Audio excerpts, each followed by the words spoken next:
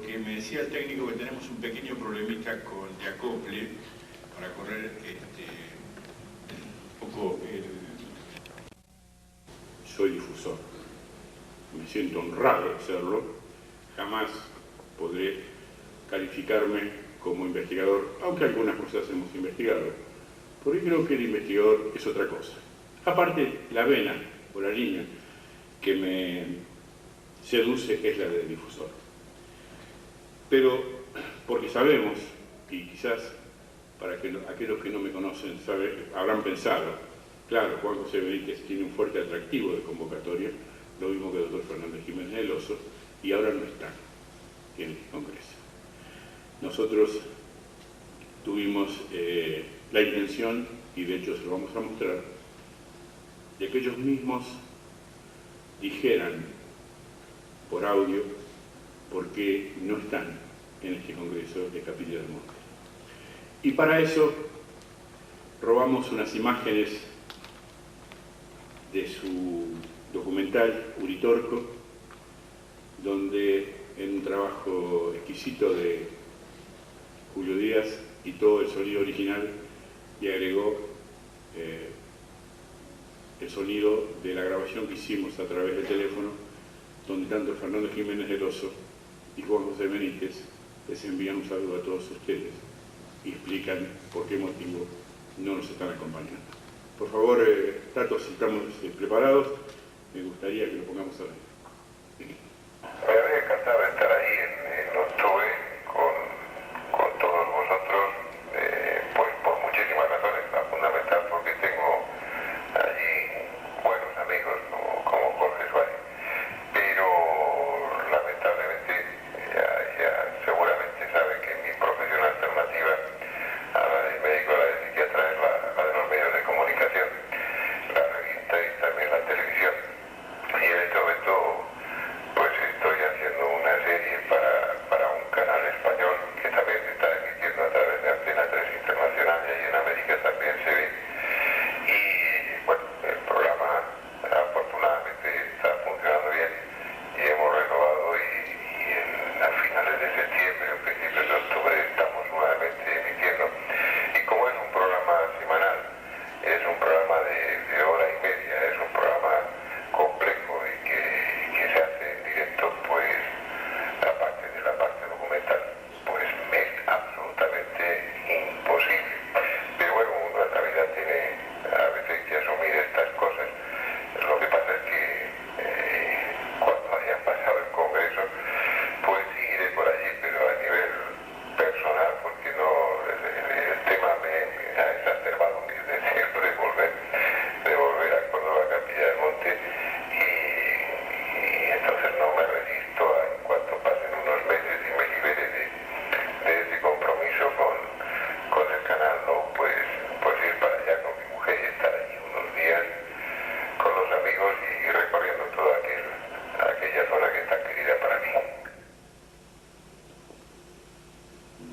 Para presentarnos, no he podido terminar el libro que tengo entre manos, y bueno, yo esperaba que quizás hubiera estado último, pero no, se me ha complicado, y como te digo, además tengo aquí unos dos hijos y estoy con ellos, tengo que hacer una serie de gestiones, sobre todo para uno que ha terminado la carrera, y estoy con el tema del trabajo para él, y la verdad es que bueno, pues todo al revés. De verdad que lo siento en el alma, porque hace bastante tiempo además que no voy por Argentina, y especialmente por Capilla del Monte, ¿no? Bueno, cuando las cosas se ponen patas arriba, pues es peor forzarlo, ¿no? Bueno, aunque no estén, yo les quiero pedir a ustedes un enorme aplauso porque se lo merecen, porque son nuestros amigos y porque seguramente en el Congreso del año que viene, para estas mismas fechas, van a estar con nosotros. Bueno, ha llegado el turno entonces de presentar al segundo director adjunto de la revista Enigmas, también un joven que ha hipotecado su vida a pesar de su juventud en este tema de los no identificados, como siempre le gusta llamarlos a Juan José Benítez, Tanto Iker Jiménez como Lorenzo Fernández han realizado una fenomenal investigación de un caso en Andalucía realmente apasionante. Creo que Lorenzo va a hablar algo de ese caso de Villares, que se une en forma causal con una historia de Juan José Benítez que se produce a miles de kilómetros de Andalucía, y son las cosas mágicas que a veces les ocurren a los investigadores, pero muy en especial a Juan José Benítez. Pero vamos a dejar a Lorenzo Fernández que él cuente en este audiovisual que les va a proponer parte de este caso que es realmente apasionante y que una vez más nos prepara para comprender que Juan José Benítez, muy en especial, es un hombre mágico. Cuando yo leí este caso, y específicamente en uno de sus últimos libros, Ríquive, que es la persecución de una extraterrestre que tomó en un accidente en México un cuerpo de una ciudadana norteamericana y que él encuentra, después de rastrearlo con esa tenacidad que se le reconoce al Juanjo, hace de este caso de los Villares y del hallazgo de un anillo buceando en el Mar Rojo, que es absolutamente incomprensible, pero esto, mis queridos amigos, es la magia que tiene este fenómeno de los ovnis. El señor Lorenzo Fernández con ustedes.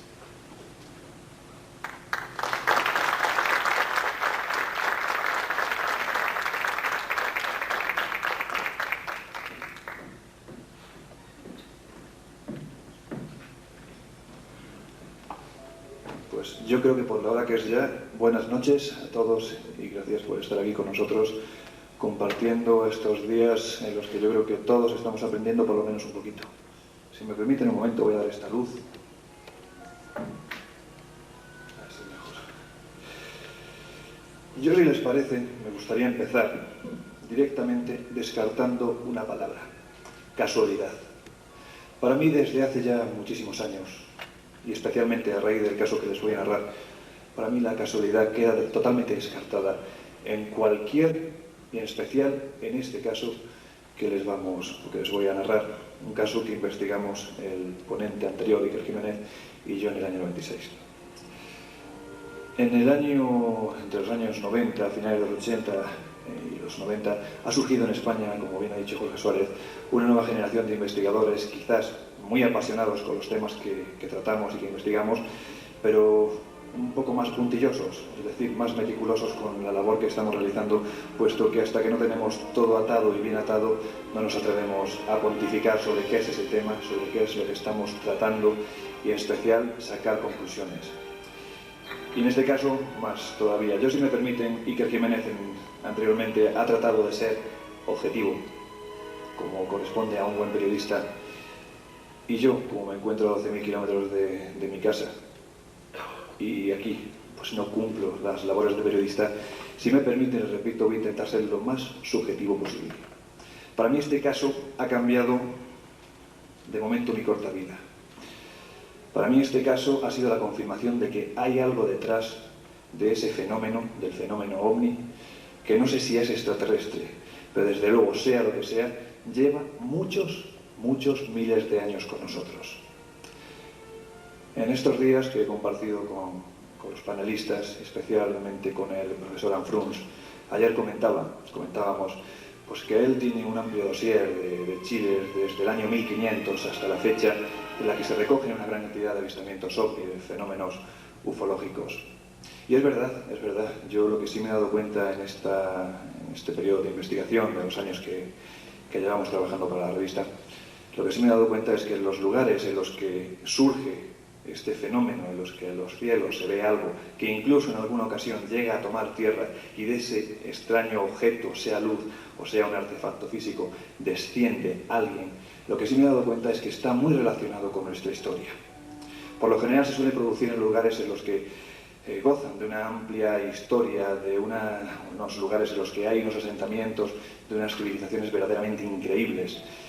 Y esto es un dato curioso, porque cuando cuando uno se pone a escarbar, cuando se pone a buscar en bibliotecas, cuando se pone a preguntar a testigos, cuando habla con arqueólogos, con antropólogos, con historiadores, se da cuenta que posiblemente esa definición antigua que nuestros antepasados llamaban dioses, posiblemente esos dioses fueran algo más humanizado, quizás no fueran tan divinos, posiblemente habláramos o podíamos hablar de seres procedentes de otros planetas. Con esto sí me gustaría comenzar, puesto que para mí el caso al que vamos a hacer referencia da comienzo un 15 de julio del año 96.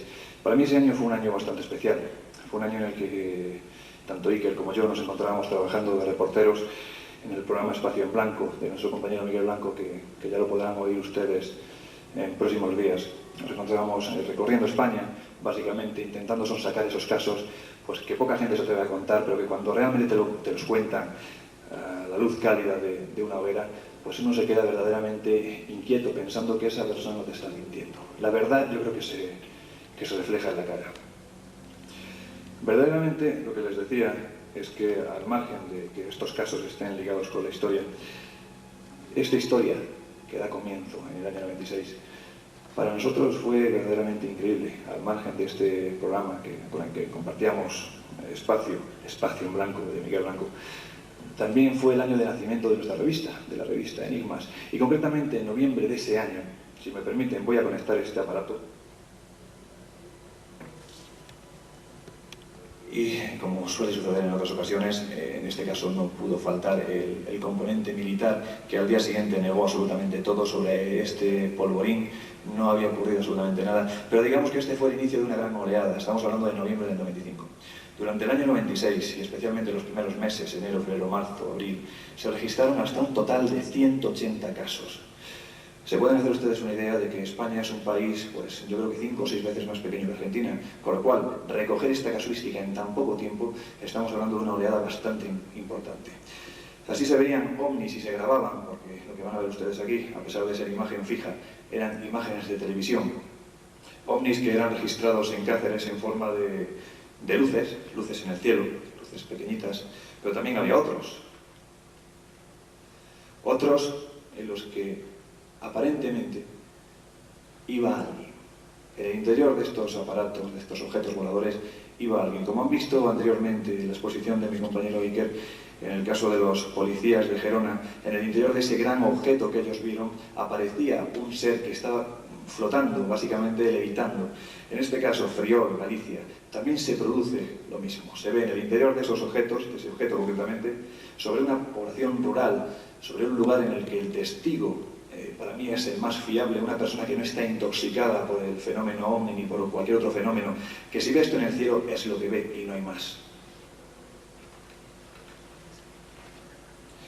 Cuando también sobre el terreno estos aparatos aterrizan, y de estos aparatos supuestamente, siempre vamos a poner el marchamo de la duda, de estos aparatos descienden seres que dejan su huella en el terreno, seres particularmente pesados, puesto que las huellas, este por ejemplo es un modelo escayola que se extrajo de una de las huellas, es bastante profunda, pues cuando menos tenemos una prueba de que físicamente algo o alguien ha pasado por este lugar. Huellas como esta, una huella sobre el terreno. Obviamente cualquier escéptico, cualquier persona que no crea en estos temas, pues puede pensar perfectamente que esto ha sido realizado pues, por cualquiera con ánimo de notoriedad o con ánimo de que se le conozca. No lo creo. Realmente yo creo que los investigadores, cuando vamos preguntando por los pueblos, cuando hablamos con los testigos, después ya de tantos años, y aquí hay muchos compañeros investigadores que lo saben perfectamente, yo creo que uno, por supuesto siempre nos pueden engañar, pero uno ya está casi acostumbrado y sabemos cuándo alguien, por cómo habla, por cómo se expresa, por el propio miedo que llega a sentir ante ese encuentro que no sabe, que no identifica, no sabe lo que es, uno se llega a pensar que perfectamente le puede estar ocurriendo esto que cuenta. Huellas como estas. Luces sobre las Islas Canarias, yo creo que es uno de los lugares, aparte de más maravillosos, más bonitos de España, es es un lugar en el que habitualmente los ovnis están paseando constantemente sobre determinados puntos, claves, lugares, como hablaba esta mañana Enrique de Vicente, lugares de poder en los que se manifiestan. Y como debo repetir, estas imágenes han sido grabadas por televisiones locales de allí, por simples cámaras, reporteros, que nada, absolutamente nada tienen que ver con estos temas. Concejales también, políticos también graban estos ovnis. Este en concreto fue grabado por un concejal de un pueblo de Logroño, Corera concretamente. Van a ver ustedes que básicamente los ovnis que van apareciendo, o estos supuestos ovnis que van apareciendo, son muy similares, corresponden, como les digo, a esta oleada del 96, que sí se dio este componente, esta característica, ovnis circulares con circunferencias en su interior y pues aparentemente casi como si fueran galletas. O galletas partidas, también había. Esta concretamente fue grabado, este ovni fue grabado sobre otro polígono militar. Parece ser que por aquel año los ovnis tenían bastante afán por visitar estas instalaciones, pese a quien pese, a pesar de que a ellos no les gustara. Y este fue grabado sobre un recinto militar de Zaragoza. Si observan ustedes la imagen, es muy similar a anterior. Y por supuesto los medios de comunicación se tenían que hacer eco del tema. Día tras día, jornada tras jornada, semana tras semana, los ovnis continuaban apareciendo. Esto que les estoy ofreciendo ahora mismo es un simple resumen para que se ubiquen ustedes en el momento en el que, quizás un tanto presuntuosamente, pero en el momento en el que se produce para mí, y como lo he titulado en esta ponencia, el caso más importante del siglo XX. Un caso que comienza de una forma muy simple y que se acaba engranando como una enorme cadena que va conjuntando eslabones muy complicados y que por supuesto la investigación continúa todavía. Y la investigación da comienzo un buen día en el que tanto Iker como yo nos acercamos a la redacción de nuestra revista de Enigmas y nos encontramos una nota de la coordinadora de la redacción en la que pues, simplemente, muy pequeñito, ponía avistamiento ovni en Jaén y nos daban un teléfono. Ustedes se pueden imaginar que en aquellas jornadas en las que, como ya les he referido, aparecían tantos objetos voladores sobre el cielo, pues este podía ser considerado uno más. Y la verdad es que aún no sabemos por qué nos llamó especialmente la atención. Acto seguido, mi compañero Iker llamó al teléfono que teníamos sobre la mesa y al otro lado del teléfono apareció una persona muy asustada. Una persona que, les voy a repetir, no tenía nada que ver con estos temas, no sabía absolutamente nada de ovnis, ni de fenómenos extraños en los cielos, nada de nada. Él simplemente iba caminando por su ciudad, por Jaén, y en un kiosco vio nuestra revista, y precisamente ese mes, en la portada de nuestra revista aparecía esta imagen. Uno de los muchísimos ovnis captados por videocámaras en la península, y este concretamente el 6 de junio del año 96 en la localidad cacereña de Trujillo. Aquella persona, al ver esta imagen en portada, se quedó patidifusa, se quedó parado en ese momento, compró la revista, hojeó pues, con avidez cada página de aquel número que sacamos a la calle y rápidamente nos llamó. Y nos llamó asustado. La verdad es que no comprendimos por qué, hasta que nos empezó a contar que ese mismo ovni que estaba en portada en ese número correspondía a otro objeto volador no identificado que él mismo había grabado la noche del 15 de julio del año 96.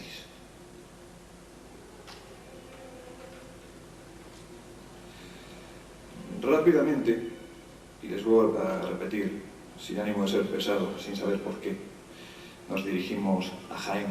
Quedamos con esta persona con la intención de que si realmente tenía registrada esta grabación, si había capturado con su videocámara este ovni, pues la intención de coger esta grabación, llevarla a Madrid y en la medida de lo posible investigarla, analizarla, pues para ver de qué se podía tratar.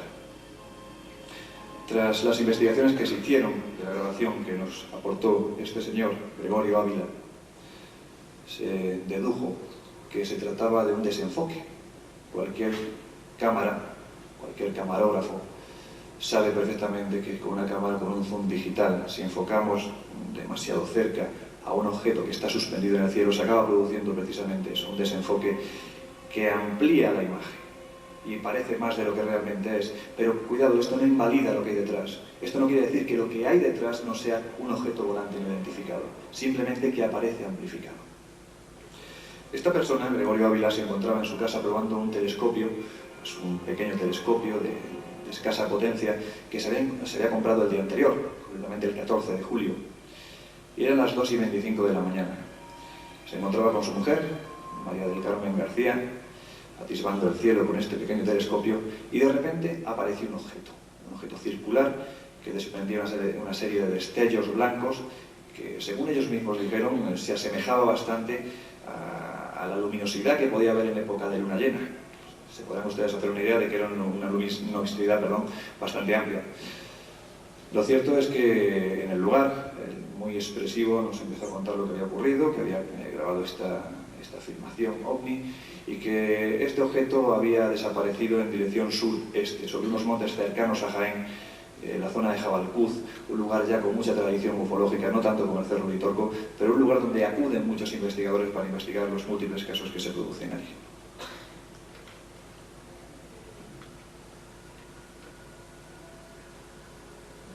Y esto fue lo que él grabó. Una figura un tanto extraña, un haz de luz o un haz de energía que sobrevolaba el cielo y que en aquella noche del 15 al 16 de julio del año 96 le asustó bastante. Él no sabía por qué. No sabía por qué. Podía tratarse un avión o de cualquier otra cosa. Sin embargo, él tuvo esa sensación de miedo que ya hemos recogido en más de un caso.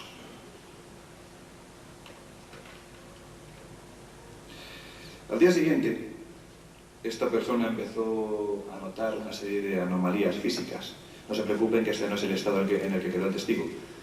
Esto es simplemente una radiografía que él se vio obligado a hacer porque él trabajaba en un almacén. Y en este almacén pues descargaba y cargaba grandes pesos. A partir de ese avistamiento, concretamente al día siguiente, empezó a notar que concretamente su brazo izquierdo pues que se le volvía inservible, no podía moverlo, y no le dolía, simplemente se le quedaba paralizado. Se fue al médico, se hizo una radiografía, que es esta, y el médico, pues totalmente sorprendido, le dijo que no sabía absolutamente nada, que aquello era inexplicable porque no le pasaba nada, no tenía ninguna anomalía, y él no paraba de decir que no podía mover su brazo, hasta tal punto que le tuvieron que dar la baja en el trabajo, no pudo volver a trabajar. Pero no solo es él, sino también su coche. La imagen ya sé que no es muy buena, pero esta imagen, si ustedes se dan cuenta, aparece la velocidad a la que él iba, 93 km/h, y un poco más a la derecha hay como dos cuadritos, uno arriba que permanece apagado y otro abajo que está encendido, una luz amarilla, o sea, perdón, naranja, con otro cuadrito blanco dentro. Él decía que cuando iba a visitar a su padre vivía en un pueblo llamado Los Villares, a 13 kilómetros de Jaén, tenía que recorrer precisamente esta zona de Jabalcuz, a la que me he referido antes. Decía que en un trayecto de aproximadamente 300 metros, pues el sistema eléctrico del coche aparentemente fallaba, puesto que se encendía la luz de emergencia. Él llevó el coche a que lo revisaran de arriba abajo. El técnico le dijo que no sabía lo que podía pasar, que el coche estaba en perfectas condiciones, y además era curioso porque siempre era en ese trayecto de 300 metros. Una vez que pasaban esos 300 metros, la luz se volvía a apagar. Eso es un dato que nosotros pudimos comprobar, tanto Iker como yo. Los técnicos decían que aquello era inexplicable.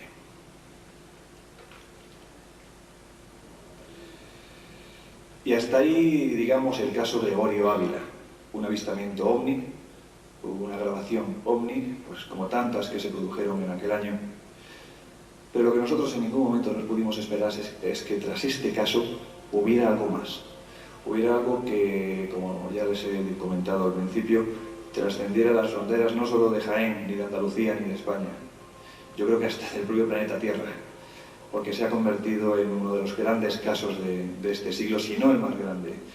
Cuando se han caído casos como el caso Humo, cuando se han caído otros casos ya clásicos, tras la investigación de jóvenes reporteros, de jóvenes periodistas, yo creo que se precisaba esa necesidad de tener otro caso, otro gran caso para investigar, para que todos tuviéramos noción de que efectivamente la ovnilogía está ahí y merece la pena investigarla. Y yo creo que este caso llegó. Llegó en el pequeño pueblo de Los Villares, Un pueblo, pues, como tantos otros de Jaén, de no más de 3.000 habitantes, un pueblo dedicado exclusivamente a la ganadería y al cultivo del olivo, un pueblo pues, que el 80% de las personas que lo habitan son pues, agricultores o ganaderos. Y a uno de ellos fue al que le acaeció esta cuando menos curiosa historia.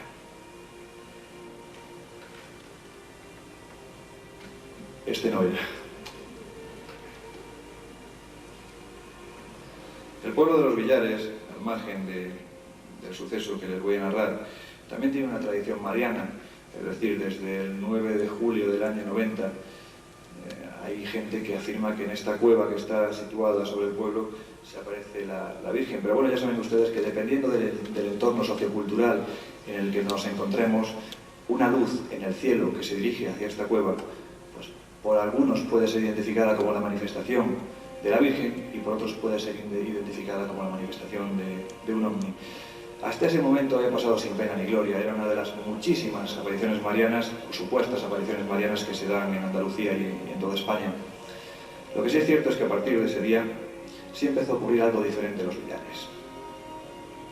Este es el testigo, Dionisio Ávila, una persona de 66 años por aquel entonces, una persona que había sido dado de baja por invalidez, un agricultor, una persona que tenía la cultura de campo, que para mí desde luego ya bastante cultura y dura es. Esta persona se encontraba paseando como tantos días por un lugar cercano a su casa, concretamente a 1 kilómetro de su casa, un lugar conocido como Los Barreros, y él acostumbraba desde muy de mañana a hacerse 1 kilómetro. Dada su incapacidad física, en hacer 1 kilómetro tardaba aproximadamente 3 horas y media. Pero él aprovechaba, le gustaba y aprovechaba pues para contemplar la naturaleza, para ver cómo iba la cosecha de olivo de ese año, en fin, las labores típicas de una persona que va andando por el campo en total soledad y en contacto con la naturaleza.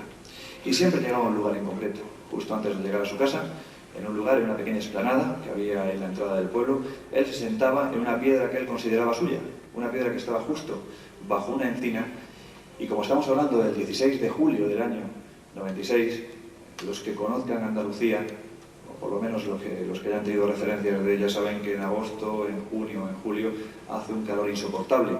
Y esta persona, a las 12 del mediodía, se paró en este lugar, se sentó en esa piedra y se estuvo unos minutos, como un día más, hasta que se dio cuenta que frente a él, a poco más de 3 metros, había algo extraño. Algo que él, en un momento determinado, identificó como un contenedor del Instituto para la Conservación de la Naturaleza, lo que en España llamamos ICON. Un contenedor con una forma circular, una especie de cono achatado por la punta, y que tenía unos ojos de buey, unos ventanucos. Él decía que la descripción que hizo de este objeto era que era básicamente transparente, era como de cristal, a excepción de los cristales, de los ventanucos, que tenía, que eran negros. No se podía ver el interior. Hasta ese momento, él pensando que se podía tratar, ya les digo, de un contenedor de Icona, no le prestó más atención. Hasta que se levantó, se alejó más de esos 3 metros y aquello desapareció. Ya no estaba en el lugar. Se quedó extrañado. ¿Qué es esto? ¿Qué ha pasado? Y se acercó de nuevo. Al entrar en lo que nosotros podríamos denominar ese perímetro de visibilidad de 3 metros, aquello volvió a aparecer en sus ojos. Militar, vamos, parece ser que, como ya les digo, los militares son los que más sufren el fenómeno ovni, o el fenómeno ovni se queda cerca de los militares. Pero retomando el hilo de la narración, ese extraño objeto estaba conectado a esta torre de alta tensión a través de 2 cables. El hombre estaba extrañado. Un campesino de 66 años estaba viendo aquello y no sabía qué era, solo sabía que le provocaba miedo.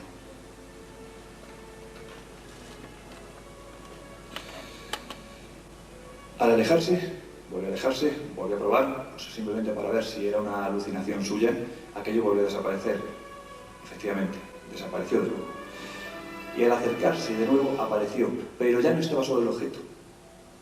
Del objeto aparentemente habían descendido 3 seres. 3 personas muy altas que iban con unos ropajes de color gris, iban con vestidos por una especie de monos que le cubrían hasta la cabeza, tan solo dejaba ver los rasgos faciales que él identificó como unos rasgos asiáticos, los ojos rasgados, no hablaban, simplemente le miraban. Era un traje de color gris, como los que pueden llevar los buzos, por ejemplo, o el traje de neopreno para bucear. Lo cierto es que esta persona se quedó extrañada, porque fíjense ustedes lo que es la ingenuidad de esta persona, que en un primer momento pensó que se podía tratar de dos jóvenes y una joven pues que estaban haciendo de las suyas allí, y claro, que le iban a pensar que era un mirón, que él estaba allí mirando pues para ver lo que hacían, pero no fue así. En ese momento empezó a recibir una serie de mensajes en su cabeza. Él decía que le hablaban, pero nadie movía la boca, es decir, una especie de mensaje telepático. Y el mensaje telepático era algo así como i-o, una cosa muy extraña. Se pudo percatar que lo que podemos denominar el fuselaje de esta nave había una serie de símbolos. Unos símbolos que eran tal que así: una barra, un círculo, una barra, un círculo y otra barra. Exactamente, si ustedes lo leen de izquierda a derecha o de derecha a izquierda, es i-o, por lo que también los informáticos podían identificar como un código binario. Y aquello estaba allí. Y él se quedó extrañado, no sabía de dónde venían esas voces. Aparentemente nadie le hablaba, pero él estaba recibiendo ese mensaje. Y concretamente la que él identificaba como la mujer le estaba mirando fijamente. En un momento determinado él notó un fuerte golpe en el pecho, agachó su mirada al suelo y pudo comprobar que lo que él había identificado que le venía de frente como una especie de luz, lo que él identificaba como un lucerillo, se había convertido en el suelo, tras golpearle, en una piedra que estaba plagada de símbolos. Y entre otros estaba este i-o, algo extraño. Él, en ese momento, lo único que se le ocurrió hacer fue coger la piedra y salir corriendo a su casa preso del pánico. Acto seguido llamó a su hijo, Gregorio Ávila, llorando, diciendo que no sabía qué le pasaba, que había visto esto, que tenía mucho miedo porque estaba convencido de que iban a ir a por él. Se pueden ustedes imaginar la situación. Y nosotros allí, cuando acudimos a los billares 2 semanas más tarde de que ocurriera este suceso, nos encontramos a una persona verdaderamente asustada, una persona que sus familiares afirmaban que estaba desmejorado. En esas 2 semanas había perdido muchos kilos, no comía, tenía miedo, apenas dormía, y nos repetía una y otra vez que no quería comentarnos nada porque estaba convencido de que ellos, siempre hacía referencia a ellos, iban a volver y se lo iban a llevar. En esa primera intentona sí nos narró pues todo lo que yo les acabo de contar, pero no nos dejó coger esta piedra, no nos dejó verla, con lo cual no quisimos insistir dado el estado de nerviosismo en el que se encontraba y partimos para Madrid. No sin antes acudir por supuesto al lugar, el lugar que en la anterior imagen han podido ustedes observar. Es simplemente un descampado, con su hierba, con sus árboles.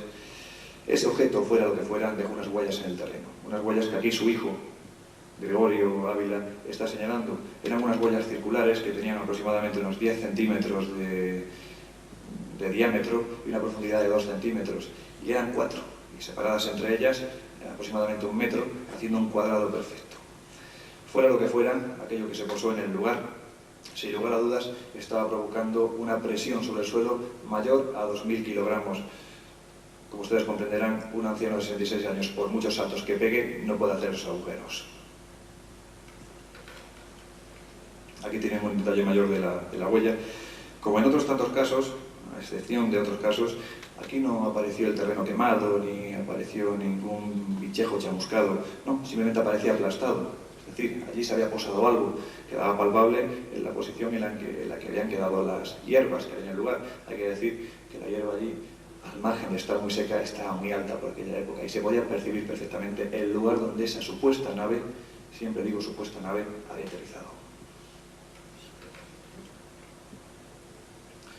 Una nave que tanto el boticario del pueblo y otra gente observaron que subía en el cielo y se precipitaba precisamente hacia el cementerio, perdiéndose posteriormente en el espacio. Esa misma noche hubo más gente que vio el ovni que posiblemente grabara el amigo Gregorio Ávila. Hay que decir que la dirección que seguía el ovni que grabó Gregorio Ávila era precisamente la que conducía al pueblo de los Villares.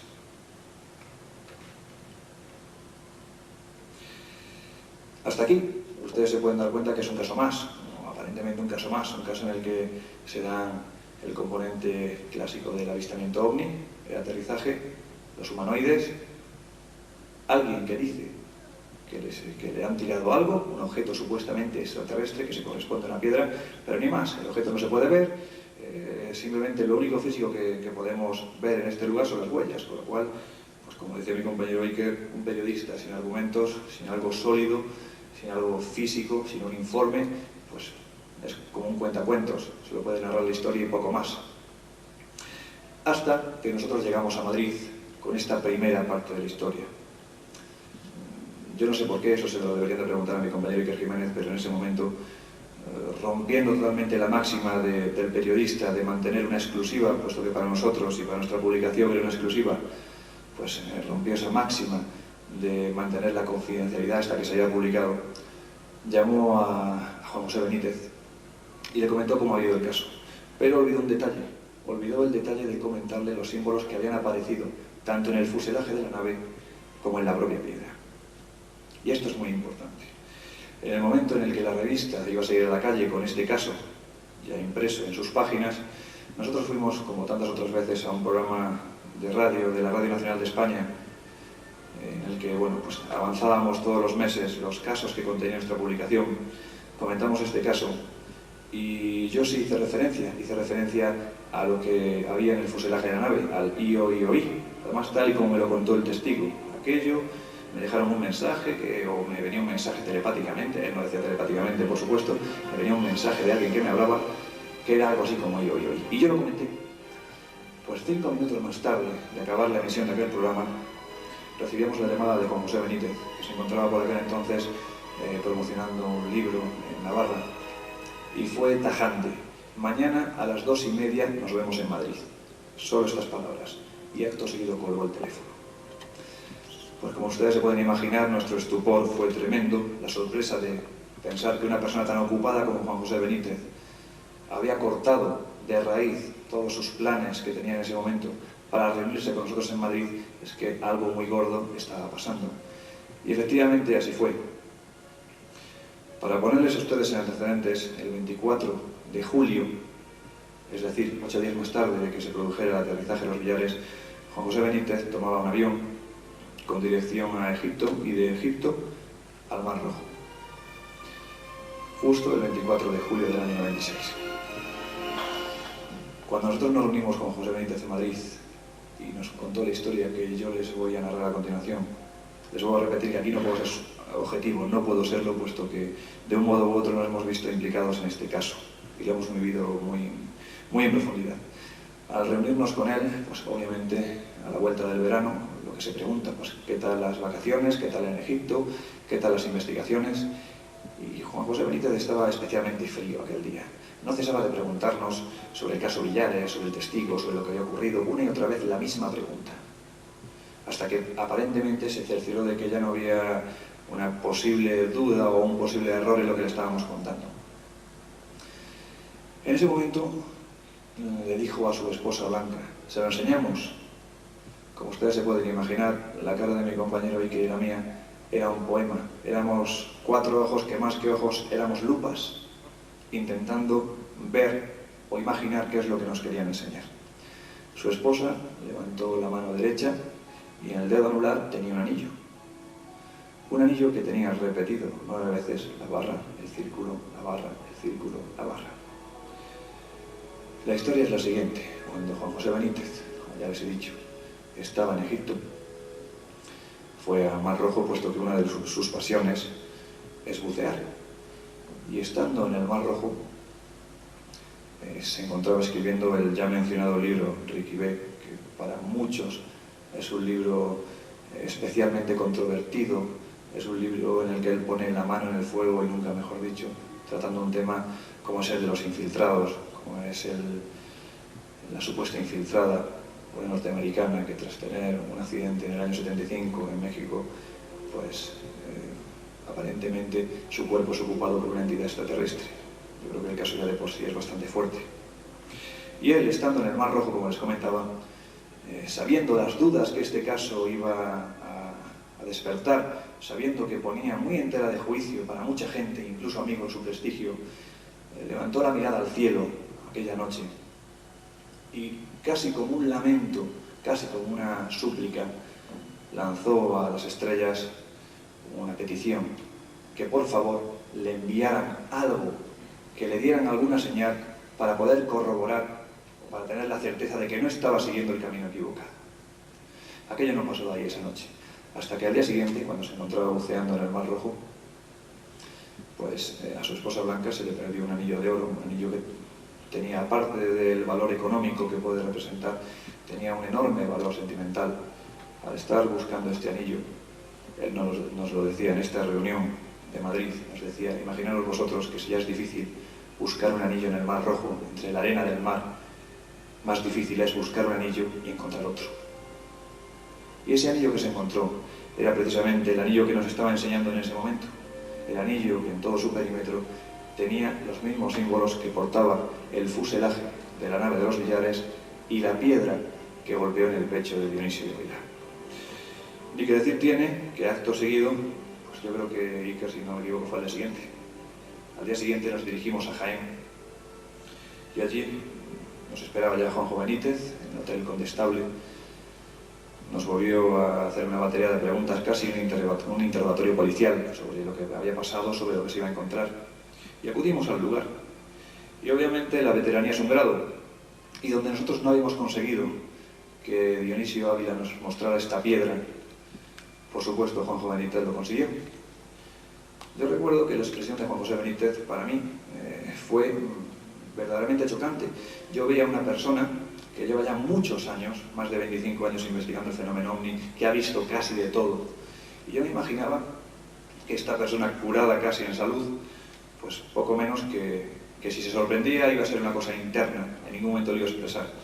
Yo recuerdo que teniendo esta piedra en la mano, en la que aparecían los símbolos, aparte de lo que en España decimos palo, cero palo, la barra, el círculo y la barra, aparecían otra serie de símbolos, mientras Juan José Benítez tenía esta piedra en la mano. Tenía una cámara compacta de fotos en la otra. Y en un momento determinado nos tuvo que decir: Iker, Lorenzo, por favor, sacarme la foto porque yo no puedo. ¿Se pueden imaginar ustedes hasta qué punto estaba esta persona impresionada? Les voy a repetir, casualidad, no me lo creo. ¿Cómo es posible? Y aquí se lo pregunto yo a ustedes, si me permiten, ¿cómo es posible que un día de julio, el 16, una persona esté viendo una nave con una serie de objetos, una serie de símbolos en su fuselaje, que lancen una piedra con esos mismos símbolos, y a más de 5.000 kilómetros de distancia, otra persona, Juan José Benítez en este caso, que ni conoce a Dionisio Ávila, jamás había oído hablar de los Villares y mucho menos de esos símbolos, se encuentra un anillo que tiene esos mismos símbolos, esos mismos caracteres, cuando él, esa misma noche, la noche anterior, había pedido una señal de los cielos. Un dato curioso que fue lo primero que investigó Juanjo es que en el código Morse los dos únicos caracteres, las dos únicas palabras que se escriben con un solo carácter son la E y la T, que corresponden, no lo sé, ahora mismo no se puede decir, pero vamos, una de ellas es el palo y otra de ellas es el punto. Curioso cuando menos. Nosotros nos quedamos a partir de ese momento bastante desorientados porque no sabíamos lo que estaba pasando. Más aún, les vuelvo a repetir porque esto es como una especie de cadena en la que constantemente se van uniendo eslabones, entra la parte histórica. Aquí les vuelvo a recordar lo que hablábamos al principio. Aparentemente, en toda esta casuística, especialmente en la que se produce un aterrizaje con avistamientos de humanoides, por lo general esos lugares han sido marcados como un centro de poder por diferentes culturas, y en este lugar, por supuesto, pues no podía pasar lo contrario. Estando en la ciudad de Granada, con uno de nuestros colaboradores habituales de la revista Enigmas, Juan Vallejo, pues él no sabía nada del caso, y bueno, pues yo fui para Granada para hacer una serie de gestiones, y obviamente lo llamé para verlo, y a altas horas de la madrugada yo me encontraba con una servilleta y estaba dibujando los símbolos de los Villares. Piensen ustedes hasta qué punto llegaba mi obsesión. Y esta persona, Juan Vallejo, se quedó mirando aquellos símbolos y rápidamente me preguntó: ¿eso qué es? Y dije: pues mira, esto aparentemente es lo que ha aparecido tanto en una piedra como en una nave extraterrestre, supuestamente, y en el anillo de Juanjo. Y él me dijo: pues fíjate, esto, si me dejas que me lo lleve, tengo casi la certeza absoluta de que es bereber antiguo. Concretamente, dentro de las múltiples variaciones que tiene el bereber, la lengua tifinaj, que es de las más antiguas que hay en el bereber. Efectivamente, al día siguiente, o 2 días más tarde, Juan Jesús Vallejo me llamaba para decirme que efectivamente era bereber y que posiblemente, si le podía proporcionar una fotografía de la piedra, posiblemente estuviéramos ante un mensaje bastante interesante y posiblemente ante la presencia de un mapa cifrado. Un mapa. Esa piedra aparentemente era un mapa. Juan José Benítez ni que decir tiene que esta piedra la llevó a analizar. Y bueno, pues los resultados que dieron, al margen de ser una piedra caliza típica del lugar, sí hubo un dato que sorprendió, y era el hecho de que lo que era el trazado de los símbolos era perfecto, no presentaba ninguna muesca. Es decir, esto había sido hecho con una tecnología que por supuesto no estaba al alcance de un agricultor de Jaén, no podía haberlo hecho con una navaja ni mucho menos. Aquello era perfecto, era una piedra un tanto especial. Y el anillo también era especial, era un anillo manufacturado, hecho por manos humanas, pues con los símbolos, con todo, pero sí presentaba una característica, y es que presentaba variaciones térmicas. Esto es, si se le aplicaba una fuente calorífica muy fuerte, el anillo permanecía frío. Y si se le aplicaba frío, el anillo intercambiaba calor con frío. Algo que no era normal.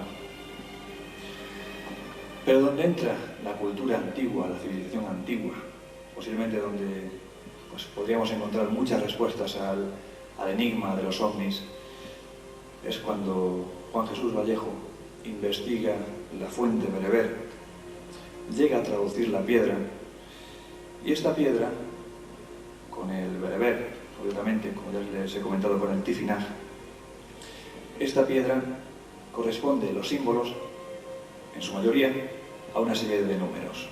Unos números que son unas coordenadas, una latitud y una longitud, que están marcando un punto determinado del planeta.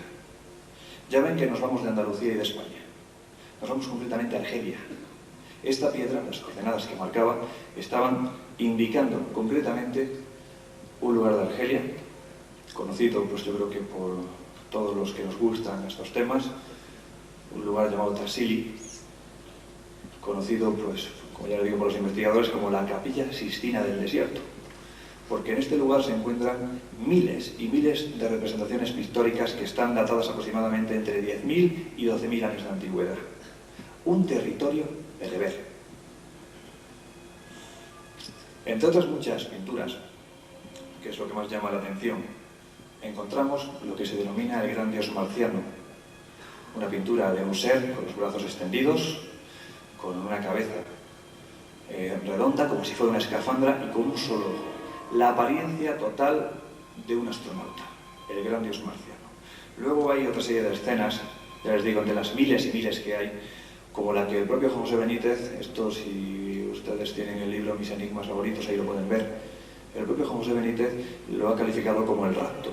Es una escena en la que se ve uno de estos seres, con escafandra, con un solo ojo, que está dirigiendo concretamente a las hembras, a las mujeres de la tribu, de esa tribu bereber, al interior de algo que parece una cápsula. Algo redondo, y ahí está introduciendo a estas mujeres embarazadas. Esto es un detalle que hay que tener en cuenta. Luego les explicaré por qué.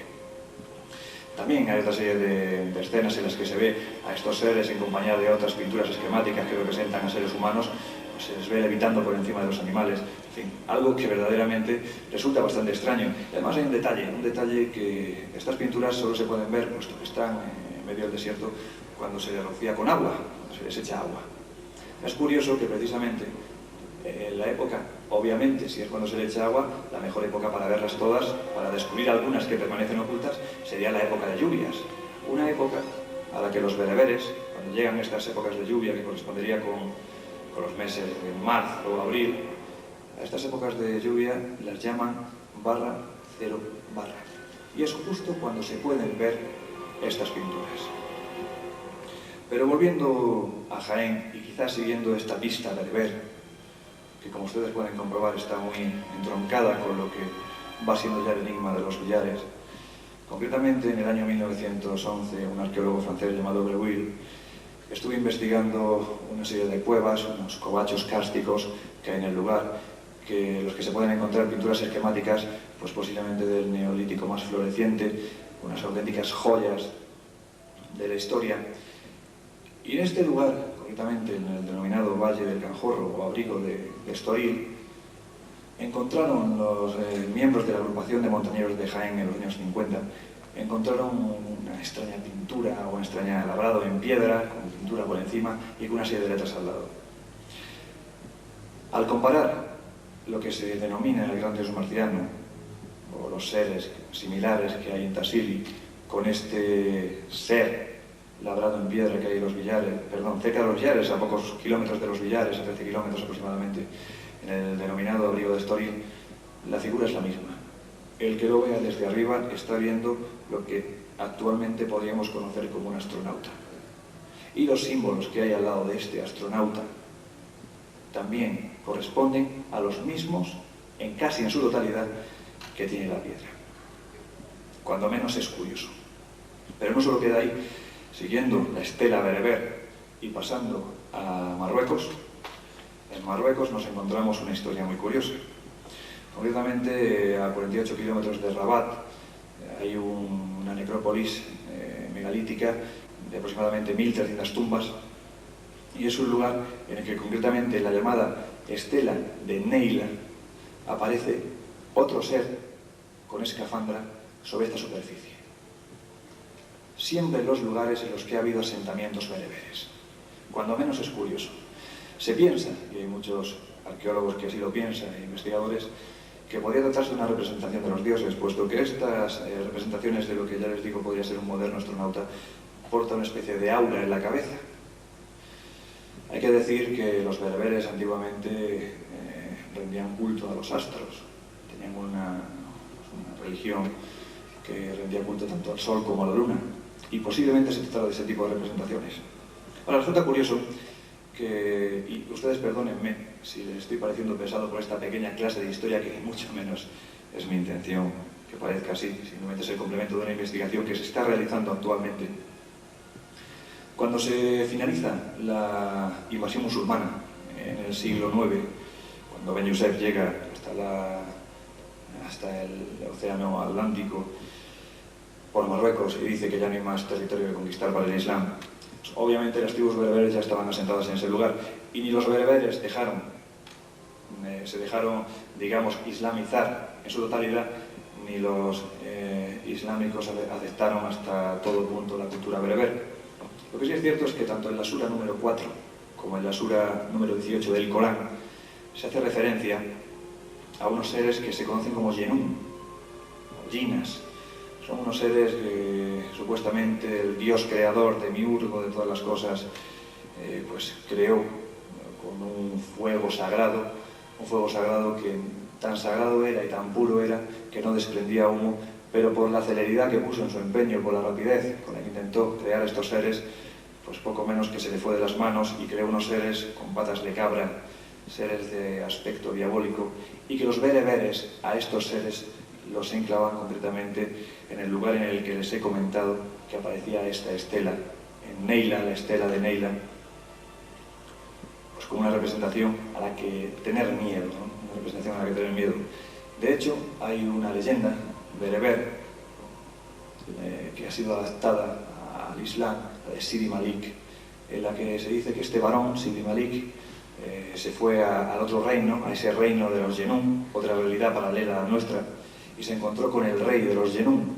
Y este, pues aparentemente le cayó bien, se hicieron amigos, como el que dice, y el rey de los Yenún le dio un objeto para estar constantemente en contacto un mundo con otro, es decir, nuestro mundo con ese otro mundo paralelo.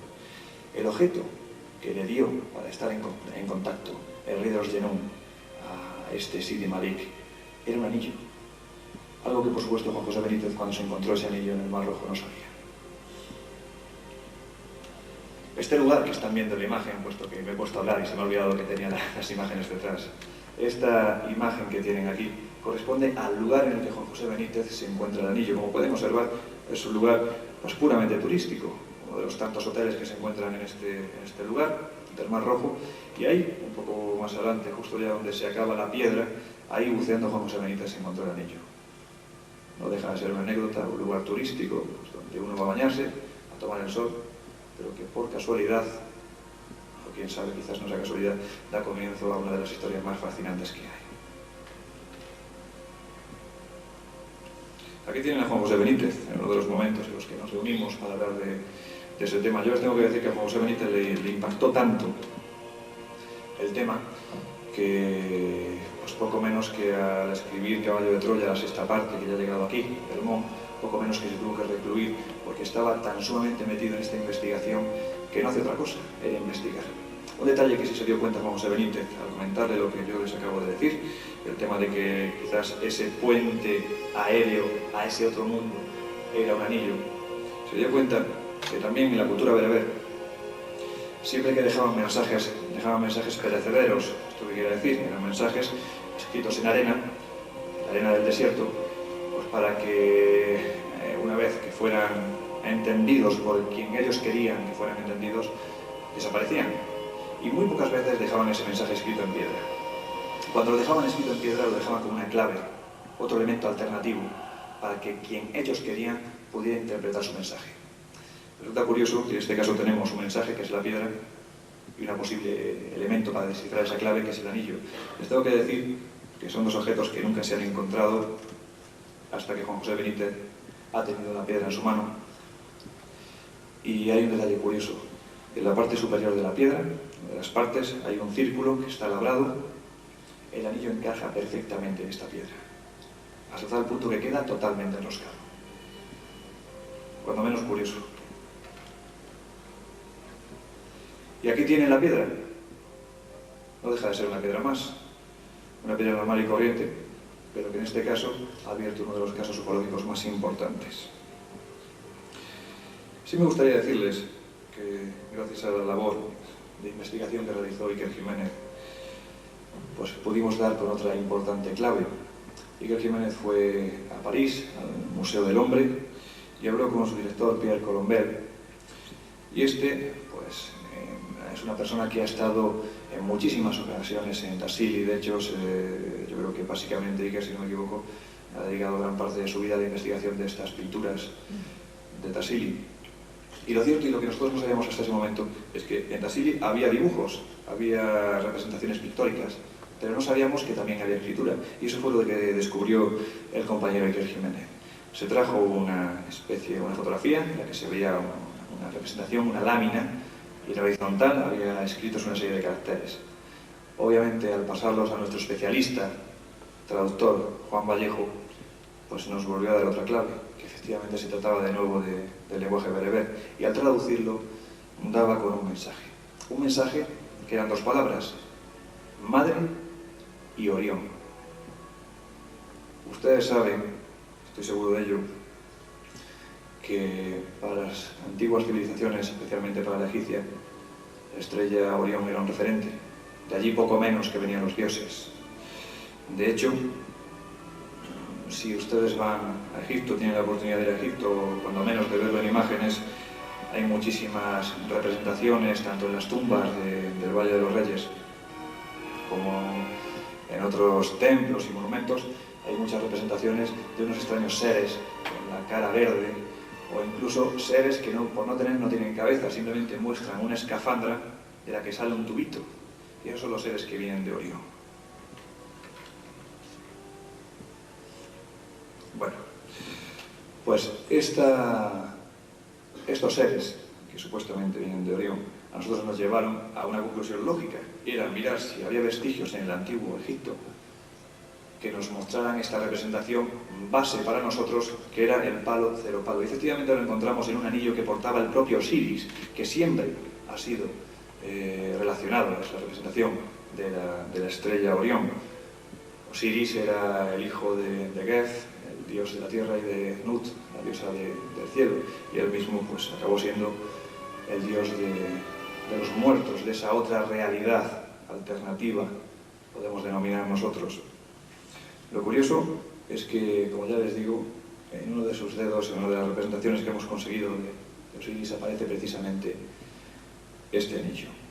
Pero siguiendo con la tierra de pirámides, aunque no sea Egipto, nos vamos al conjunto arqueológico de Guimar, en Canarias. Allí, en una iglesia, en la iglesia de Adeje, hay una representación de una virgen, la Virgen de la Candelaria. Y es curioso que en su manto aparece plagado del símbolo I, barra 0, barra. Esto llevó a unos investigadores pertenecientes a un grupo llamado Confederación Atlántida a realizar una radiografía de la Virgen, y en su interior, a la altura del corazón, había una forma piramidal. Yo sé que son muchos datos, que es difícil asimilarlo, pero si se dan cuenta, la constante común de este caso es la cadena, eslabones que se van uniendo a las principales civilizaciones antiguas, y todo generado por un caso que ocurre en Jaén y por un anillo que se encuentra en el Mar Muerto. Hay que decir que el caso se va, vamos a decirlo así como decimos en España, se va de madre, puesto que tanto en Canadá, en Oak Island, como en Brasil, en Roncador, se encuentran vestigios de este tipo de símbolos. Se encuentran, pues, por ejemplo, para que se hagan ustedes una idea, en el año 1847, si mal no recuerdo, se encuentra una concha, la concha de Etowah, en la que aparecen precisamente otros símbolos que también han sido identificados con el Tifinagh, con el bereber antiguo. Todo una relación. Pero volviendo al lugar primigenio donde nace este caso, a los Villares, hay que decir que se produjo un segundo aterrizaje, quizás ya llevado por la repercusión que tuvo los medios de comunicación, pero que no dejó de ser curioso. Concretamente, fue el 22 de abril del año 98, del año pasado. Fue también, por supuesto, el testigo principal fue Dionisio Ávila, y sobre el terreno quedó una huella circular, que nada tenía que ver con las de 2 años atrás, una huella que presentaba el terreno quemado, pero quemado por congelación. La vegetación había sido quemada hasta la raíz, e incluso algunas de las piedras que se encontraban en el lugar habían sido partidas por la mitad. Eso solo podía ocurrir, según las investigaciones que se hicieron, tras poner un peso muy fuerte sobre esta piedra. Algo que, por supuesto, vuelvo a repetir, un simple agricultor, un jubilado de Jaén de 69 años ya, pues no podía hacer. Y las investigaciones nos han llevado este verano hasta Jordania, a Petra, donde también hemos podido comprobar que hay representaciones de este tipo. El célebre palo, cero palo, como decimos allí, se repite insistentemente, haciendo que nos quebremos la cabeza cada 2 por 3. Las primeras representaciones de los dioses que se dan por parte de los nabateos, los que supuestamente construyen la ciudad de Petra, las primeras representaciones de los dioses, como ya les digo, muestran un palo, un cero, un palo, como una figura esquemática para representarlos. Algo verdaderamente curioso. Y el caso continúa siendo investigado. Continuamos sacando datos. Esta cadena entre histórica y ufológica continúa aportando conclusiones. No sabemos cuándo va a terminar, pero como sí dice nuestro compañero Miguel Blanco, yo creo que lo tiene como eslogan, aparentemente, el contacto continúa. Continúa porque algo que ocurrió en Los Villares, en un simple pueblo de Jaén de no más de 3.000 habitantes, a un humilde campesino de 66 años, algo que cambió su vida, también ha cambiado la vida de muchos de nosotros. Nos ha hecho ver que posiblemente nos encontremos en la piedrecita que han visto antes, posiblemente nos encontremos ante la única, me atrevería a decir, sin ánimo de pasarme, nos encontramos ante la única prueba, por lo menos labrada, de un posible contacto extraterrestre. Mucha gente lo piensa así. De hecho, les puedo decir que el mismísimo Juan José Benítez está convencido de la veracidad absoluta y de la realidad de que detrás de este caso hay algo más que posiblemente nos lleve más allá de las fronteras de este planeta. Muchas gracias.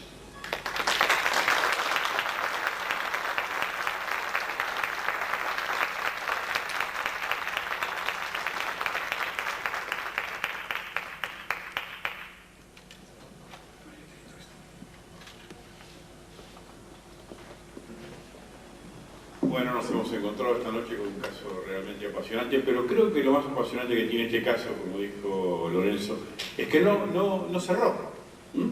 Y lo comprometemos entonces a que el año que viene nos contés cómo termina esta historia, si es posible. Sí, lo vamos a enviar y lo traeremos. Bueno, antes que nada quiero decirle a los señores panelistas que nos reunimos en unos minutos más en la entrada del cine, así coordinamos la cena. A ustedes, bueno, agradecerles que nos hayan acompañado. Mañana seguimos con esta ronda de conferencias. Ya anuncié quiénes son los panelistas que van a estar. 23:30 estará el vehículo para que aquellos que no tengan transportación en forma gratuita sean llevados a ese mágico lugar de la toma, más allá de que seguramente tendremos una muy buena tertulia a cargo de mi entrañable amigo, que debo decir lo he visto absolutamente rejuvenecido, que es Héctor Antonio Pico. Seguramente su otro entrañable amigo, Jorge Anfrón le ha traído muchos huevos de gaviota de Chile, por eso que ha rejuvenecido tanto. Y también de los amigos de Hemisferios, que fueron editores hasta hace un tiempo de ese periódico tan extraordinario que era y que es Gaceta Omni. He visto una nueva edición, me pone muy feliz, sé lo que han trabajado, hicieron necesario, que es que le ofrezcamos al público propuestas inteligentes, serias, sensatas, para mejor comprensión de este fenómeno. Nos volvemos a encontrar entonces en esta sala mañana a las 18 horas. Sigan disfrutando de este pueblo, hay muchas cosas para ver. Hemos procurado no cansarlos con las conferencias.